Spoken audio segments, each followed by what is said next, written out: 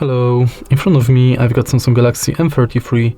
In this video I'll show you how to access File Manager. In the beginning, let's go to Files app.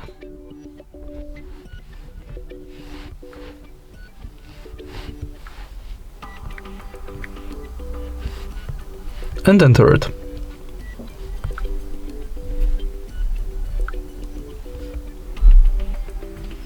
As you can see, from the homepage of this app, you can check your images, videos, audio files, documents, downloads, and installation files.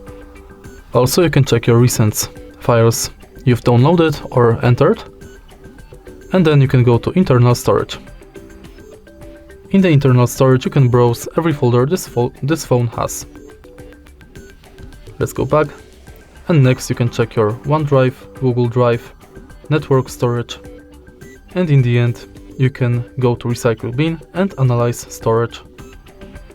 And that's basically it. If you find this video helpful, please leave a like, comment and subscribe.